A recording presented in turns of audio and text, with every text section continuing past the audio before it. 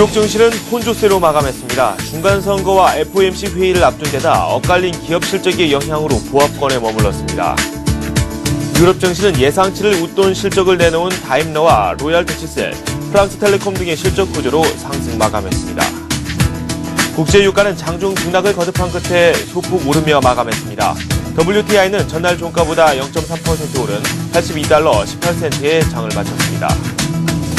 미국의 주간 신규 실업수당 청구 건수가 3개월 내 최저치를 기록했습니다. 지난주 신규 실업수당 청구 건수는 43만 4천 건으로 전주에 비해 2만 1천 건 감소했습니다.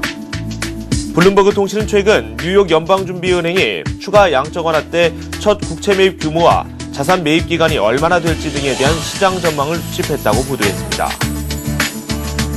MS는 1분기 순이익이 전년 동기 대비 55% 증가한 54억 달러, 주당 62센트를 기록했다고 밝혔습니다.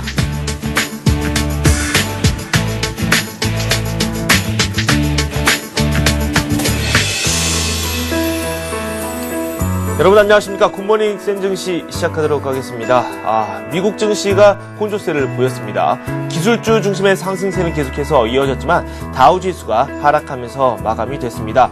신규 실업수당 청구 건수 이 주간 단위로 나오죠. 이게 예상외로 감소했다는 소식이 전해지면서 이게 호재로 작용되는 듯했지만 기업들의 실적이 조금씩 엇갈리면서 시장에 좀 부담이 됐습니다. 조정세가 나왔는데 구체적으로 저희가 상황 살펴보도록 하겠습니다.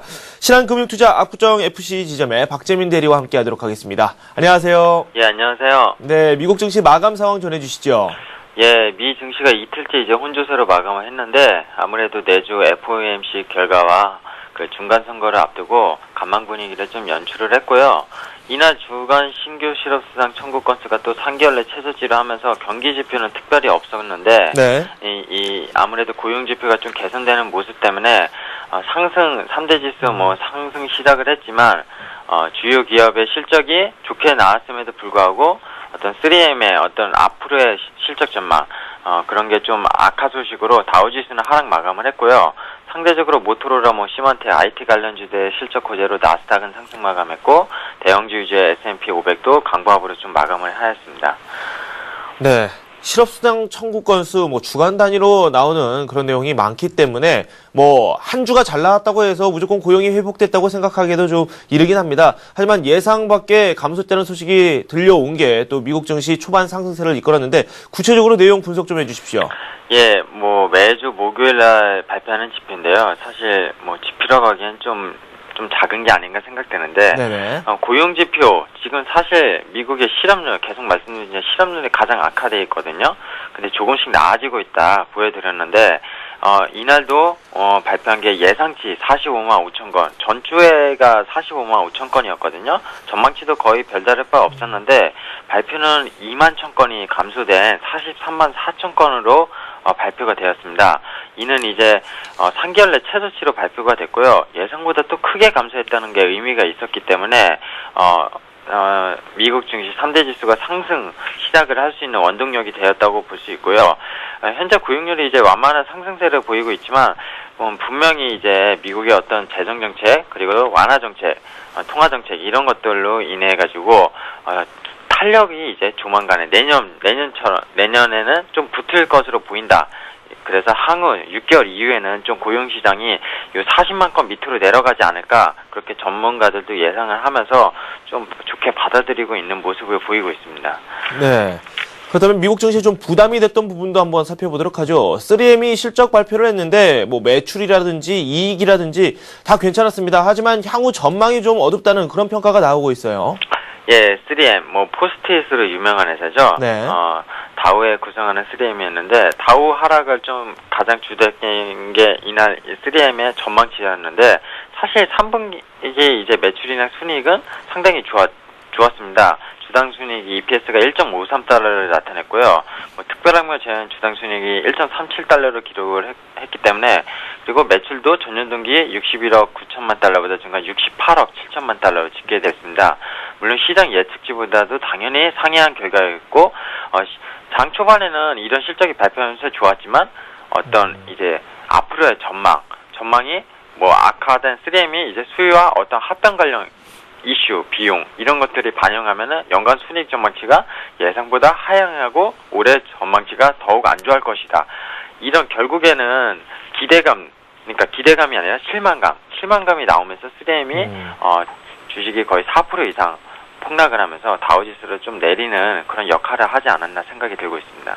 네, 다른 기업의 실적도 한번 살펴보도록 하겠습니다. 엑슨모빌이 실적 발표를 했는데 실적이 꽤 괜찮다는 평가입니다. 어떻습니까? 예, 미국 가장 큰 어떻게 보면은 에너지 업체라고 보시면 되겠는데요. 엑슨모빌 3, 4분기 순이익이 유가에 연동되는 회사입니다. 이 회사는. 그래서 유가 상승이 좀 많이 일어났기 때문에 순이익이 거의 55% 증가하는 실적 발표를 좀 크게 했고요. 그래서 3분기 순이익을 자세히 보면 73억 5천만 달러, EPS가 1.44달러가 나왔습니다. 전년 동기 98%에 비해서 상당히 높은 55% 증가율을 보였고요. 물론 다우 애널리스트들도 이제 주당 순이익 1.38달러로 예측을 했었는데 이보다 높게 실적이 나왔고, 같은 기간 매출도 전년 동기 823억 달러보다 증가 953억 달러로 상당히 높은 실적을 발표했는데, 유가 상승은 이제 달러의 이제 역상관관계이기 때문에 계속 유가가 어느 정도 이제 유가 감산도 이제 일어나고 있고요. 오펙 쪽에서. 그래서 이런 엑슨모빌 같은 에너지주들의 실적은 계속 좋아질 것으로 판단이 되고 있어서 이날 엑슨모빌의 주가도 좀 많이 올랐습니다. 네, 모토로라의 실적도 한번 살펴보도록 하죠. 안드로이드 폰 판매가 좀 많이 됐군요. 이에 따른 실적 호조가 이어졌다고 하는데 구체적인 내용 설명 좀 해주십시오. 예, 요새 뭐 가장 유명한 것이 스마트폰이라고 할 수 있겠는데요. 미국에서도 모바일 폰 업체인 모토로라가 그 드로이드 폰이라고 해가지고 스마트폰 4년 만에 거의 증가세를 보였습니다. 매출을. 그래서 감격적인 무슨 서프라이즈다 이런 소식이 나왔는데 3분기 순이익이 주당 5센트를 기록을 했습니다. 전년 동기 1센트에 비하면은 거의 5배를 증가한 순이익이라고 이렇게 크게 나왔고요. 뭐 블룸버그 통신에서 집계한 시장의 전망치인 주당 11센트, 그러니까 일회성 비용을 제외한 게 11센트였는데 이 분기 이익도 16센트로 상당히 높게 나왔습니다.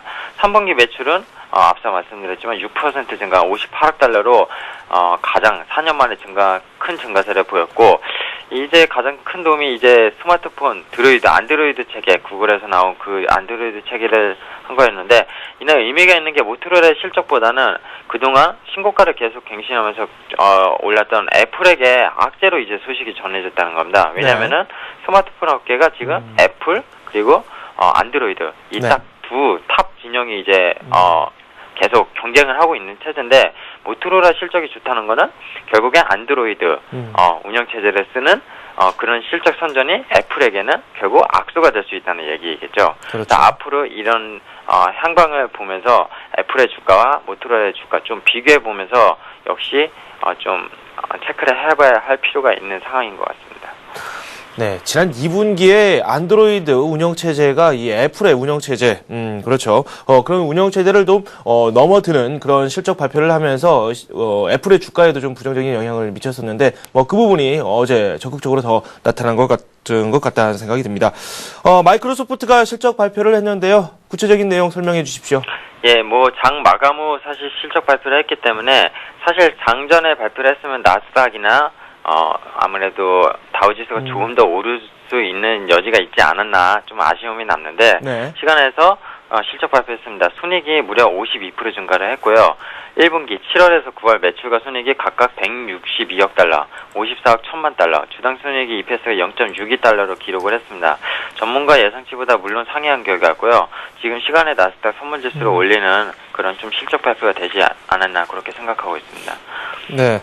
실적 발표가 계속해서 이어졌고, 어제 우리 시장에서도 기업들의 실적 발표가 상당히 많이 나왔거든요.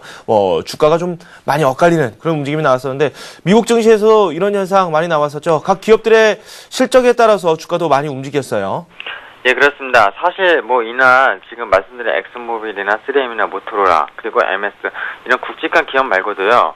뭐 타이어 업체인 구다이 타이어는 3분기 EPS가 0.08달러가 손실이 났거든요. 매출은 2년 내 최대 분기 매출을 증가했지만, 이거 무디스 뭐 3분기 순이익이 전년 동기 대비 크게 증가를 했습니다. 35% 정도. 사모펀드 블랙스톤도 3분기 순이익이 전년 대비 크게 증가를 했어요. EPS가 $4.3달러로 나왔는데 전년에 0.25달러 대비 23% 증가했고요. 세계 2위 업체죠. 화학업체. 국내도 지금 화학 케미칼 쪽이 많이 상승을 하고 있는데 다우케미칼의 3분기 순이익 예상이 이상으로 나왔습니다. EPS가 54센트 나왔고요. 예상치 41센트를 상회하는 수치. 뭐 이 밖에도 중국 석유화 공집단공사 시노팩이랑 최대 치약 제조회사 콜게이트도 순이익이 역시 시장 예상치보다 상회하는 그런 전반적으로 이제 기업들의 실적이 좋게 나왔습니다. 네네. 하지만 이제 앞으로의 증시를 가늠할 수 있는 건 앞서 본 3M처럼 앞으로의 어떤 전망치가 중요하거든요. 네. 사실 이제 이들 실적을 좋게 발표한 기업들이 앞으로의 전망치가 어떻게 될 것인가 그거에 대해서 좀 체크를 해봐야 하는 시기가 아닌가. 어닝 시즌이 이제 거의 끝난 만큼 그렇게 생각이 좀 들고 있습니다. 네. 그리고 양적 완화책 규모가 어느 정도가 될 것인지, 뭐, 글을 놓고도 논란이 상당히 많이 나오고 있는데, 미 연준이 이제 구체적으로 액션에 돌입했어요. 전문가들을 대상으로 설문조사를 진행했다고 하는데, 어떤 내용이죠? 예, 뭐, 사실, 이미 시장에 많이 반영이 됐다고 보는데, 국채 매입이 네네. 거의 5천억 달러라고 지금 예상이 되고 있거든요. 근데 그 이상 될 것이다, 뭐, 그 이하일 것이다, 그런 심리 때문에 뉴욕 증시도 계속 방향성을 못 찾고 있는 시기라고 생각이 되는데, 블룸버그 통신이 어저께, 밤사이 이제 뉴욕 연방준비은행이 채권 딜러를 대상으로 그 연준의 이제 자산 매입 규모와 기간이 얼마나 될지 그리고 채권 수익률에 어떤 영향을 미칠지 시장의 전망치를 이제 채권 딜러들한테 수집했다는 그런 소식이 전파가 됐습니다. 그래서 이는 이제 최근에 또 양적 완화 정책이 적어질 것이다 규모가 이런 심리를 오히려 다시 시장의 의중을 파악한 것이라고 반응이 나오고 추가 양적 완화에 대한 어떤 더 긍정적 심리를 다시 불러일으키면서 다우지수 낙폭을 줄이는 데 마감 시간에 좋은 소식이 되었는데요. 사실 다음 주 11월 2일, 3일 뭐 중간 선거도 있고 FOMC 회의도 있고 그렇게 되는데 지금 어제 제가 국내 시장 때도 말씀드렸지만 지금 국채 매입 규모가 문제가 아니라 어떤 더 추가적인 완화 정책이 나올 것인가 그거에 대해서 오히려 초점을 맞춰야 되는 시기가 아닌가 생각이 들고 있습니다. 네. 유럽 쪽도 한번 살펴보도록 하겠습니다. 유럽 쪽에서는 기업들의 실적이 좀 호조를 보이면서 상승세를 이끌었는데요. 유럽 증시 마감 상황 전달해 주십시오. 예, 유럽은 3대 지수 거의 0.45%대 좀 미국보다는 좀 큰 폭의 상승으로 마감을 하였는데요. 뭐 영국 FTSE 100 지수도 한 0.56%, 프랑스 0.5%, 독일 지수 0.4% 정도 올라서 마감을 했습니다. 이날 유럽 증시 상승 견인은 역시 미국처럼 기업 실적들, 뭐 노열드 칠세, 산오피, 아벤티스 실적 견인이 어닝 효과, 결국 유럽 주요 증시의 상승 견인을 했다. 이렇게 보시면 될 것 같고요. 이날 경제 지표도 유로존, 뭐 유로화를 16개 국가가 쓰고 있죠. 그 유로존의 10월 경기 신뢰 지수가 거의 근 3년 내 최고를 기록하면서 103.1, 9월에 103.1이었는데 10월 달에 104.1로 상승하는 그런 발표를 하면서 유럽 증시 좀 상승을 견인했다. 이렇게 보시는 게 맞을 것 같습니다. 네, 국제유가 올랐고 금값도 꽤 많이 올랐습니다. 구체적인 상황 정리해 주십시오. 네, 이날 사실 뭐 추가 양적 완화 기대감이 다시 좀 살아나면서 달러는 약세로 이제 마감을 했고요. 이제 엔달러가 80.91엔 마감을 했고 0.75 달러 정도 하락을 했고요. 달러 유로도 1.3902, 0.0114 플러스 나서 마감을 했고요. 아무래도 국제 유가는 이제 달러 약세가 좀 나왔는데도 불구하고 나왔기 때문에 전거래일 대비 23센트 오른 배럴당 82.18달러에 거래를 마쳤습니다. 82부를 다시 회복을 했고요. 유가는 앞서도 말씀드렸지만 오펙의 감산 조치 그리고 달러 약세가 어느 정도 계속 지속될 거로 보기 때문에 연말까지는 한 85달러 정도 그리고 85에서 90달러 온스당 그렇게 좀 배럴당 그렇게 좀 열어두시는 게 맞을 것 같고요. 금 가격은 이날 소폭 하락해서 1322.22달러 온스당 이렇게 15달러 정도 마감을 했습니다. 네. 오늘 밤에 뉴욕 증시에서 나올 만한 뉴스들도 한번 저희가 챙겨봐야 되겠죠. 미국의 3분기 GDP에 큰 관심이 쏠리고 있고 기업들의 실적, 어떤 기업들의 실적을 준비하고 있는지 함께 소개해 주십시오. 예, 오늘 밤 뉴욕 증시 뭐 주요 경제 지표 오늘 밤 사이는 사실 새벽 밤 사이는 별로 없었는데 시카고의 이제 구매 절패 지수 10월달 거랑 미시간대 소비자 신뢰 지수 10월달 이 소비 심리 지수는 상당히 좀 중요하다고 보고 있고요.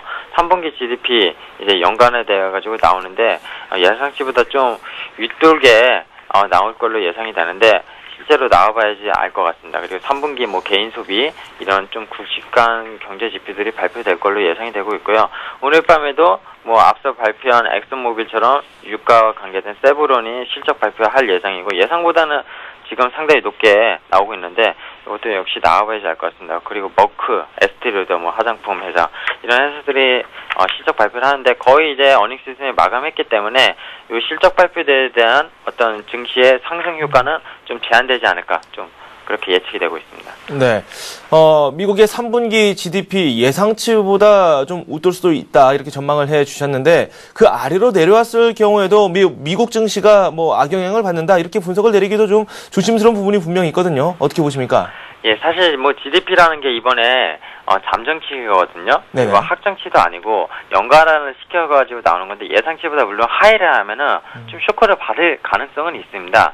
하지만 지금 시장에서 가장 시장을 견인했고 시장에서 관망세를 보는 거는 다음 주 FOMC의 어떤 추가 완화 정책과 중간 선거 그런 굵직한 게 있기 때문에 이 GDP는 이미 주식 시장에 많이 반영된 상황이거든요. 네네. 그렇기 때문에 그 쇼크라는 게 단기 쇼크일 뿐이지 뭐 우려를 할 만한 상황은 아니다. 이렇게 보시는 게 맞을 것 같습니다. 네, 다음 주에 있을 주요 일정도 함께 점검해 보도록 하겠습니다. 네, 뭐 다음 주에 일정도 역시 좀 계속 말씀드린 FOMC의 금리 결정이 11월 3일 날 있고요. 네. 그리고 뭐 2일 날은 중간 선거가 있는데 경제 지표들은 1일 날 ISM 제조업 지수 그리고 3일 날 ISM 서비스업 지수가 있고요. 11월 5일 날 이제 실업률이 발표가 되거든요. 이 실업률에 좀 주목을 해야 될 것 같습니다. 그동안 계속 두 자릿수를 기록하진 않고 9%대 계속 유지를 했는데 이 9%대에서 좀 0.1%라도 내려왔는지 아니면 더 올라갔는지 지금 최근에 주간 실업수당 청구 건수가 계속 하향세를 그리는 거 보면은 실업률이 좀 낮아질 걸로 좀 생각이 드는데 만약에 이게 높아진다면은 좀 시장에 역시 충격을 좀 줄 수 있다 이렇게 보시는 게 맞을 것 같고요. 네, 알겠습니다. 이렇게 해서 신한금융투자 압구정 FC 지점의 박재민 대리와 함께 뉴욕과 유럽 그리고 또 국제 상품 가격 그리고 다음 주 일정까지 꼼꼼하게 살펴봤습니다. 고맙습니다. 네, 감사합니다.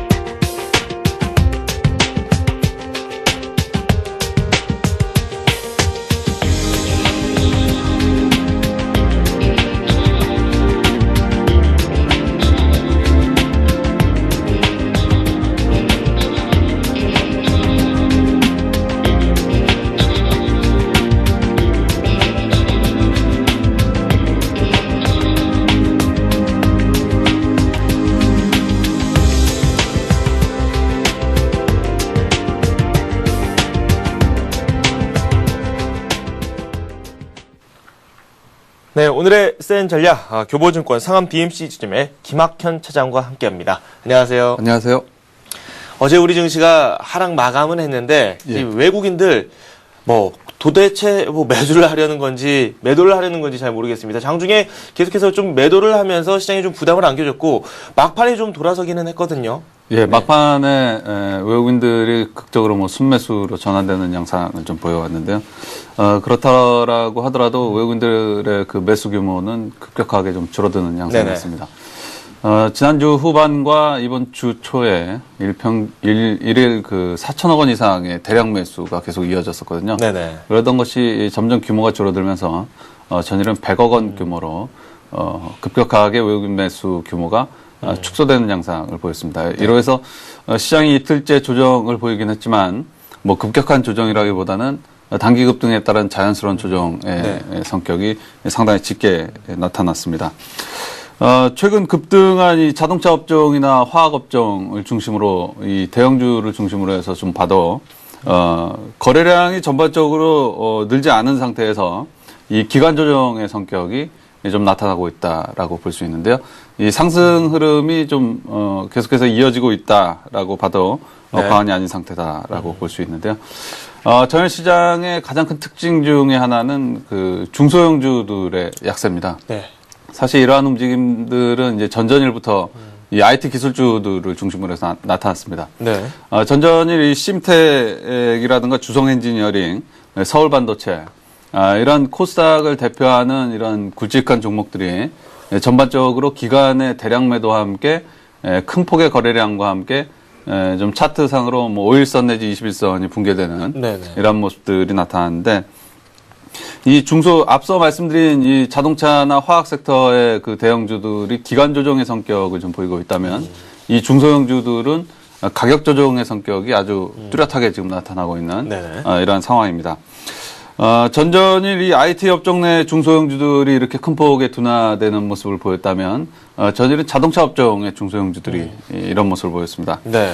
만도가 좀 크게 부진한 실적을 발표를 하면서 이 한라공조나 세종공업 같은 이런 다른 네. 자동차 부품주에도 전반적으로 좀 영향을 미치고 있는 양상이었습니다.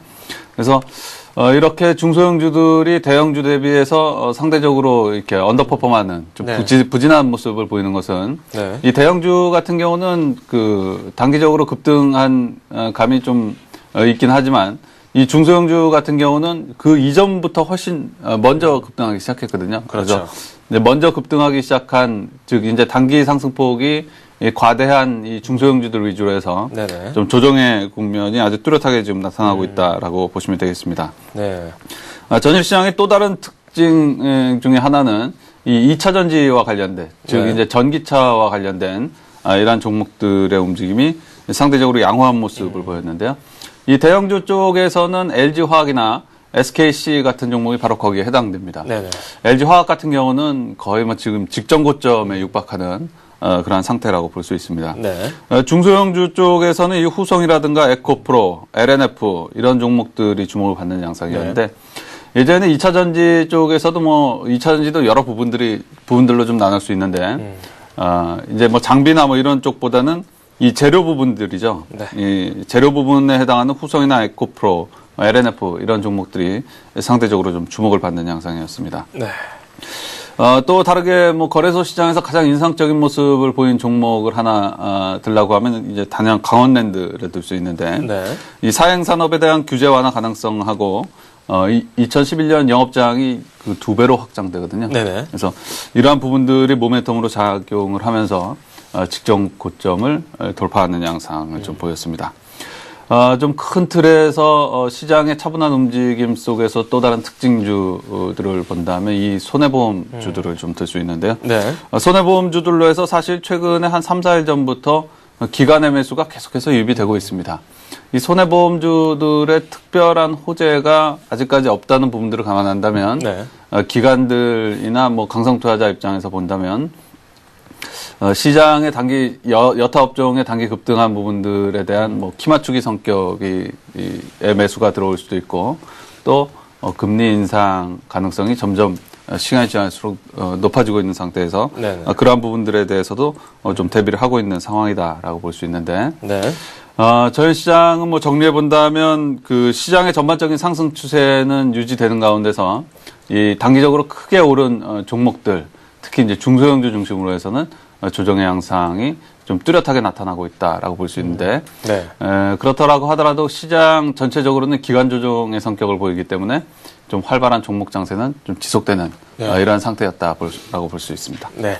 어제도 실적 발표가 상당히 많지 않았습니까? 하이닉스도 실적을 발표했는데 뭐 장중에 2% 가까이 급등을 하기도 했습니다. 하지만 종가상으로는 하락 전환됐어요. 예, 전반적으로 뭐 앞서 그 IT 주들에 대해서 그 명확하게 좀 둔화되는 양상이 좀 나타났다 이렇게 말씀을 드렸는데 네네. 이러한 부분들은 이 대형주들도 영향을 일부 좀 주고 있습니다. 그렇죠. 특히 이제 말씀하신 이제 하이닉스 같은 경우는 단기적으로 뭐 한 3, 4주의 주가를 봤을 때 단기 상승 흐름이 또 깨지는 이러한 양상들을 보였고 네. 최근에 삼성전기 같은 종목이 집중적인 조명을 받으면서 많은 뭐 증권사라든가 아니면 많은 뭐 전문가들이 이 삼성전기를 좀 추천하는 이런 양상들이 네. 좀 있었는데 삼성전기 같은 종목도 좀 둔화되는 13만 원을 일시적으로 돌파한 이후에 좀 둔화되는 양상을 보였죠. 근데 이 대형주들은 이 둔화되는 양상들이 상대적으로 양호한 반면에 중소형주들은 상당히 큰 폭으로 나타나고 있습니다. 또 실적 발표에 있어서 전일 이제 많은 기업들이 실적을 발표했는데 거의 국내에도 이제 그 거래소를 중심으로 해서는 실적 발표 시즌이 거의 마무리 국면에 와 있다고 볼 수 있는데 네. 사실 어닝 쇼크적인 측면들이 좀 상당히 많이 일어나고 있습니다. 그래서 이 어닝 쇼크 시장의 기대에 못 미치는 실적을 발표를 하는 기업이 발생될 경우에 네. 일시적으로 주가가 급락하는 현상들이 또 많이 일어나고 있습니다. 네. 주가가 이렇게 기대치에 못 미치는 실적을 발표했을 때 급락하는 현상들이 발생되는 것은 네. 그만큼 시장이 단기적으로 좀 부담을 느끼고 있는 투자자들이 네. 좀 많기 때문에 나타나는 현상이라고 볼 수 있습니다. 네. 하지만 뭐 투자자별로 시장에 대응하는 전략은 네. 또 달라질 수가 있습니다. 그렇죠. 예, 단기적으로 뭐 급등한 부분들이 대형주에서도 좀 부담스러운 것이 사실이고 중소형주에서도 명확하게 뚜렷하게 둔화되는 양상들이 좀 나타나고 있지만 그렇다고 해서 뭐 쉽게 들고 있는 주식, 특히 이제 주요주 같은 경우를 매도하는 전략은 바람직하지 않다고 보고 있는데요. 네. 시장의 주도주인 기아차를 한번 살펴보면서 중장기 투자자가 어떻게 시장을 대응해야 되는가를 말씀드려 보도록 하겠습니다. 네. 현재 기아차의 주봉을 보고 계신데요. 주봉상 2009년 초에 20주 이동평균선을 돌파한 이후에 지금 단 한 번도 거의 20주 이동평균선을 하회한 적이 없습니다. 네. 2009년 하반기 11월에서 12월 사이에 일시적으로 20주 이동평균선을 하회하는 움직임이 사실 나타났었는데요. 네네. 이때 거래량을 보면 상당히 미약한 상황이죠. 그래서 미약한 거래로 해서 어떤 중요한 지지 라인이 붕괴됐을 때는 네. 그 신뢰도는 높지 않다라는 측면으로 봤을 때 어쨌든 2009년 하반기 일시적인 부분들을 제외한다면 이 20주 이동평균선을 단 한 번 중장기 투자자가 좀 살펴봐야 될 것이 네. 일봉보다는 이 주봉이라든가 월봉 이런 부분들을 좀 살펴봐야 되거든요. 그래서 시장이 상승 추세에 있을 때는 사실 이 기술적 분석가만큼 수익을 낼 수 있는 투자자는 없다라고 흔히 얘기를 하거든요. 네. 그렇지 않고 이제 펀더멘탈이나 여러 가지 경제 환경들을 중심으로 해서 시장을 바라보게 되면 네. 뭐 최근에 뭐 유럽발 재정 위기가 부각이 되면서 시장 일시적으로 급락했었던 부분들도 있고 네. 심리적으로만 움직인다면 그때 또 크게 좀 당황할 수도 있고 보유주식을 또 매도할 수 있는데 이 차티스의 입장에서 보면 중요한 지지라인이 붕괴되지 않으면 특히 이제 기아차 같은 주요주로 봤을 때 20주 이동평균선이 붕괴되지 않으면 계속해서 홀딩하는 전략을 구사할 필요가 있습니다. 네네. 그래서 지금 기아차의 주봉을 보면 사실 이 20주 이동평균선이 지금 34,000원권역에 있기 때문에 네네. 사실 이격이 굉장히 크게 벌어졌다고 볼 수 있습니다. 근데 이러한 부분들의 포인트를 두기보다는 20주 이동평균선이 붕괴되기 전까지는 네네.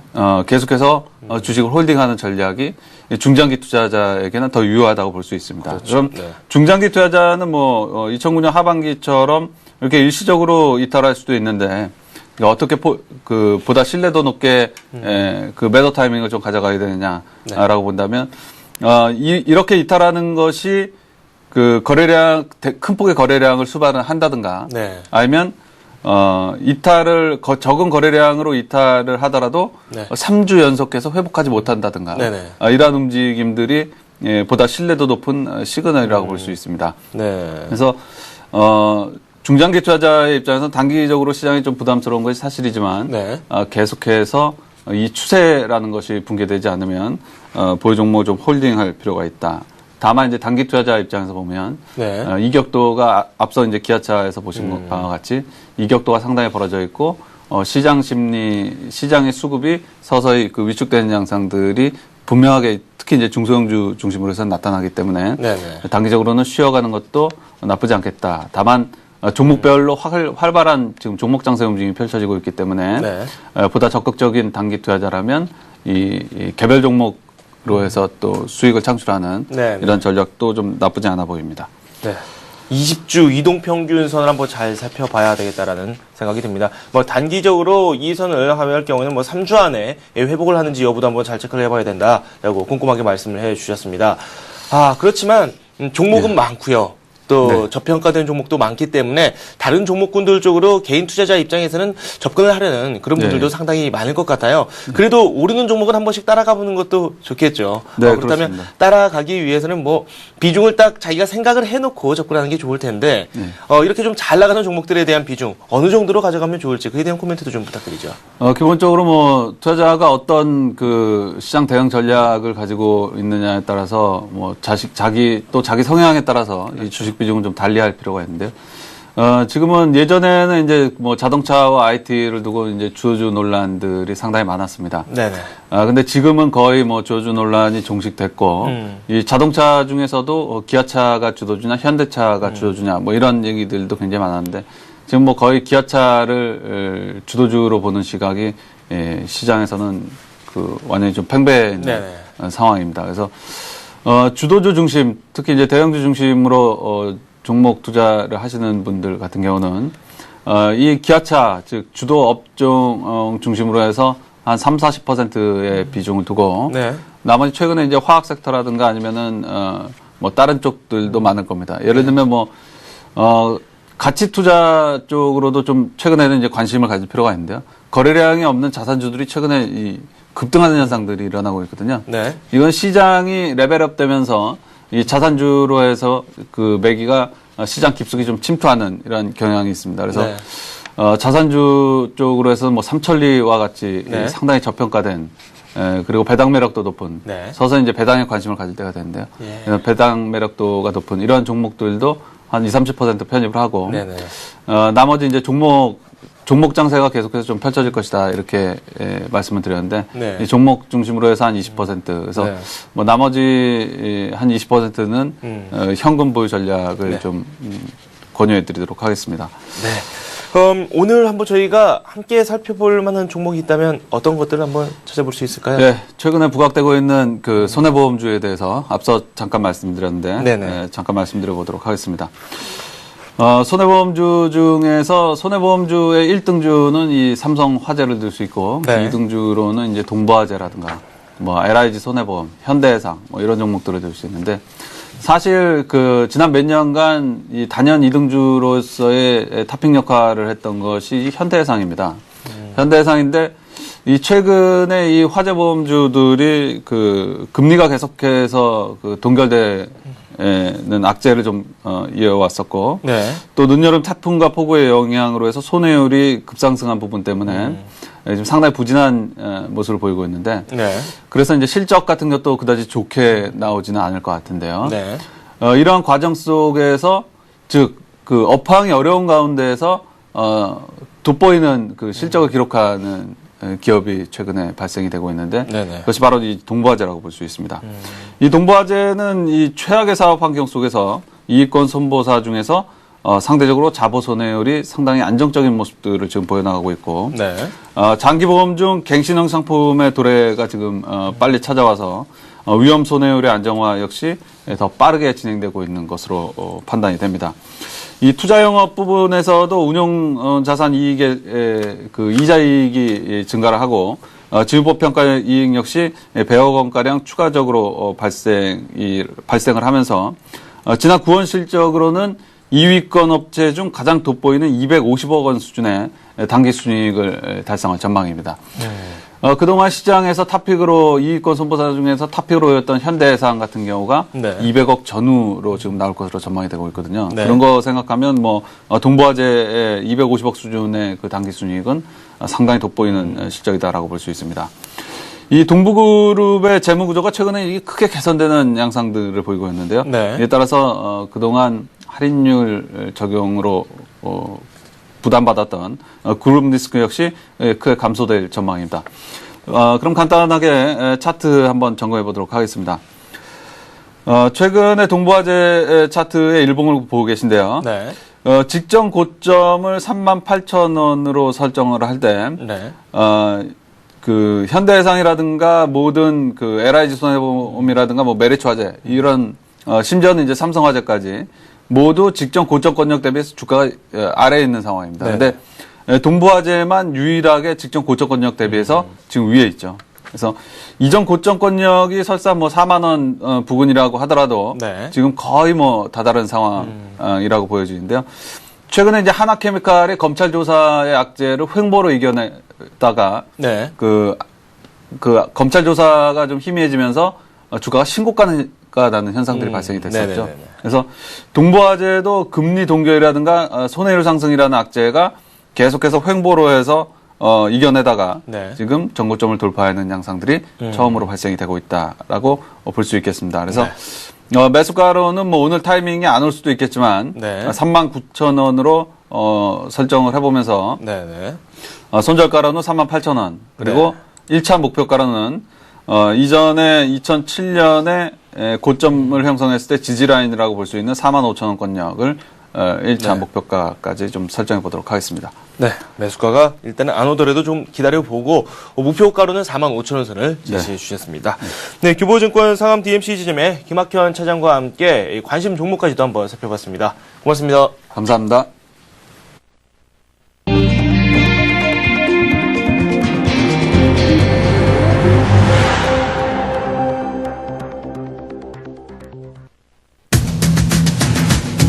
윤중현 기획재정부 장관은 차명계좌 문제에 대해 금융실명제 시행의 문제점과 보완점을 엮어 대안을 마련하고 있으며 적절한 시점에 발표하겠다고 밝혔습니다.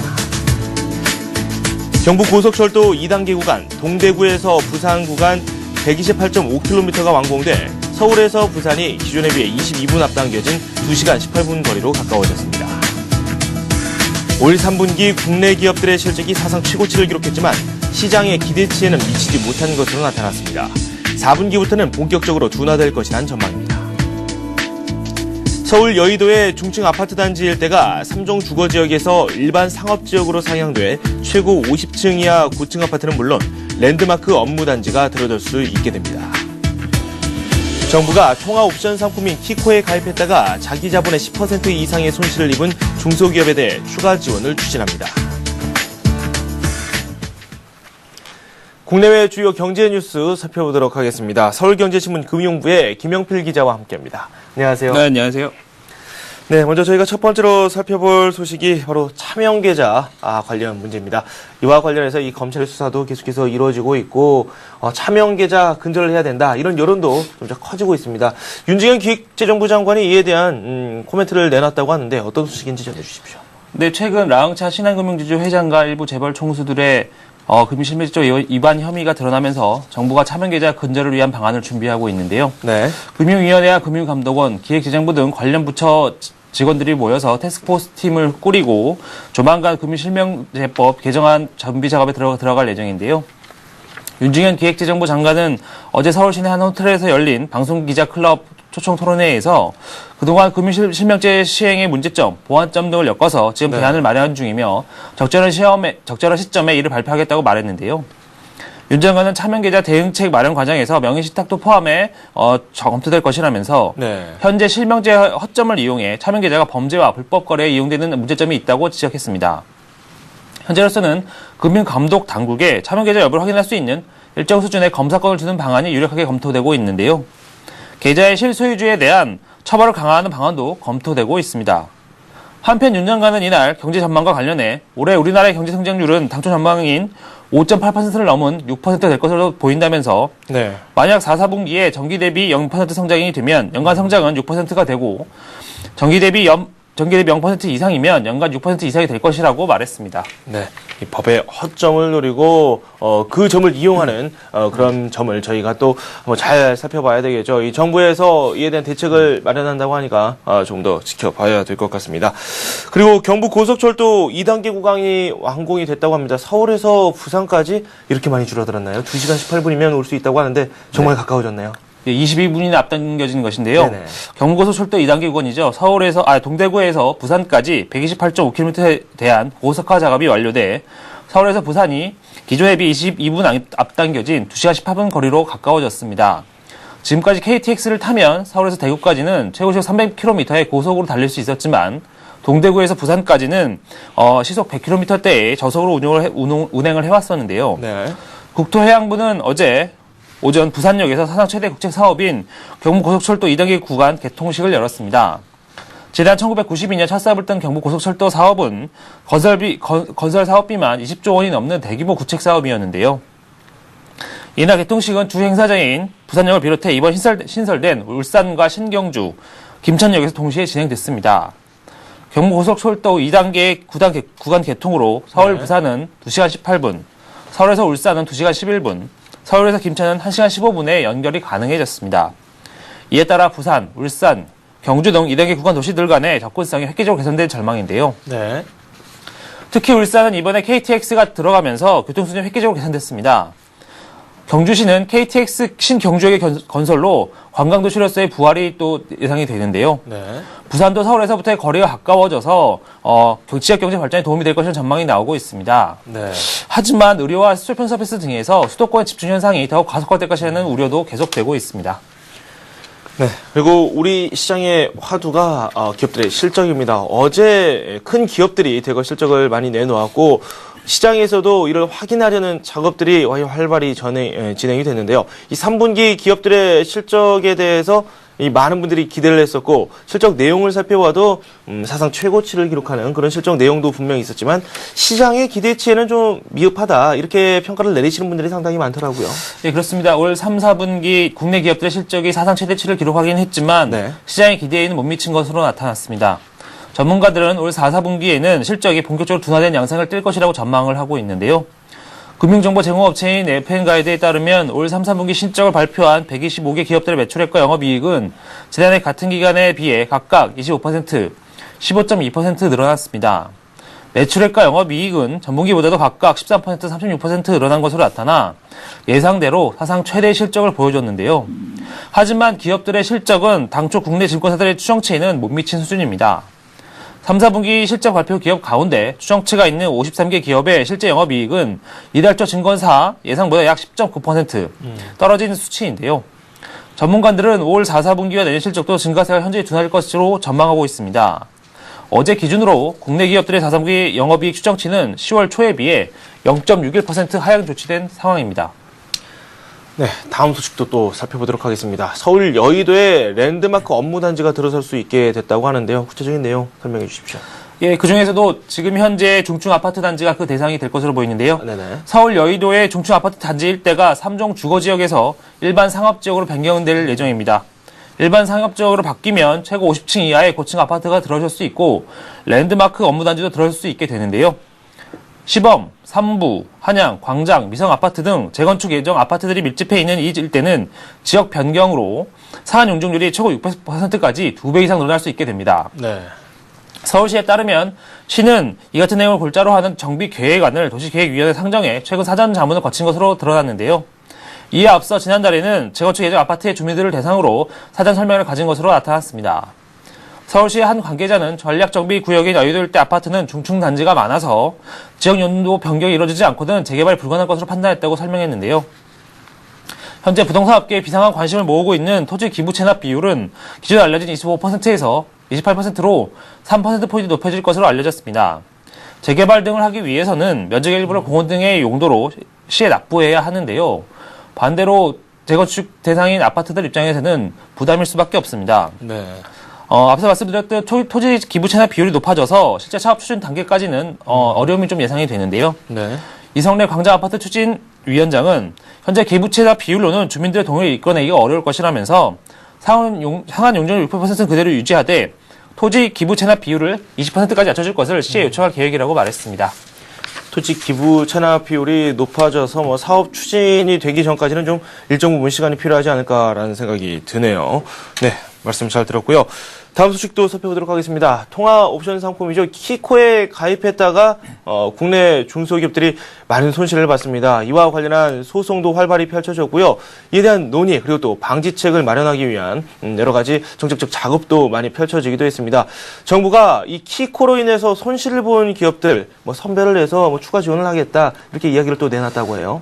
예, 예전에 패스트트랙 지원에 이어서 이번에 추가 지원 방안이 또 나왔는데요. 네네. 통화 옵션 상품인 키코에 가입했다가 자기 자본의 10% 이상 손실을 본 중소기업 중 신규 대출만으로는 회생이 힘든 40여 곳에 대해 경영권 유지와 우선 매수권 조건으로 한 대출금 출자 전환이 이루어지게 됩니다. 정부는 이 같은 내용을 뼈대로 한 키코 계약 기업에 대한 지원 방안을 마련해서 네. 내년 6월 말까지 한시적으로 운영하기로 했는데요. 지원 방안을 보면 재무 구조는 좋지만 일시적으로 자금 사정이 좋지 않은 기업, 즉 영업이익률이 3% 이상으로 키코 손실액을 제외한 부채 비율이 250% 이하인 기업에는 보증기간이 기업당 최대 50억 원의 범위 내에서 보증을 해줄 예정입니다. 그만큼 대출을 추가로 받을 수 있을 전망인데요. 네네. 특히 재무 구조가 취약해서 신규 자금 대출만으로는 회상이 어려운 기업에는 기존 대출을 출자 전환해 주기로 했습니다. 재무 구조의 기준은 가장 최고 연도의 연간 또는 분기 재무 제표를 기준으로 부채 비율이 350%를 넘거나 이자 보상 비율이 1.0배 이하인 기업, 즉 영업이익으로도 대출 이자를 갚을 수 없는 곳이 대상인데요. 네. 정부는 다만 출자 전환을 할 경우 해당 기업이 오너가 경영권을 잃을 것을 우려해 꺼려할 것으로 보고 의뢰권이 없는 우선주로 전환하는 것을 기본 계획으로 하기로 했습니다. 네. 또 보통주로 전환을 하더라도 경영권은 가급적 기존 대주주에게 위임하기로 했는데요. 네. 더불어 기존 대주주에게 경영 정상화 때 먼저 주출을 할 수 있도록 하는 바이백 옵션이죠. 우선 매수권을 부여하기로 했습니다. 네. 이와 함께 중소기업진흥공단은 재무구조가 취약한 기업에 200억 원의 경영자금을 긴급 지원하기로 했는데요. 네. 회생 가능성이 큰 기업은 기존에 빌려준 정책자금의 원금 상환도 1년 6개월 정도 유예해 주기로 했습니다. 네. 킵코 소식까지 한번 저희가 듣도록 하겠습니다. 이 정부가 이 기업들에 대해서 많은 지원을 하고 있는데 이 기업들은 아직까지도 좀 어려움을 많이 호소하고 있습니다. 좀 선별적으로 더욱더 좀 지원을 하는 그런 모습을 많이 보여주고 있고요. 기업들의 주주 가치를 제고하기 위해서 정부가 여러 가지 또 대책을 내놓고 있다라는 소식까지 또 전해 들어봤습니다. 네, 이렇게 해서 서울경제신문 금융부의 기영필 기자와 함께 오늘의 주요 경제 소식 정리를 해봤습니다. 고맙습니다. 네, 감사합니다. 네, 굿모닝 센 증시 저희가 준비한 소식은 여기까지입니다. 미국 증시가 좀 조정을 받았는데요. 이 나스닥 같은 경우는 최근의 상승세를 꾸준히 이어나가는 모습을 보여줬습니다. 출발 센 증시에서 우리 증시의 출발 상황 그리고 또 투자 전략까지 꼼꼼하게 살펴보도록 하겠습니다. 저는 출발 센 증시에서 다시 찾아뵙도록 하겠습니다.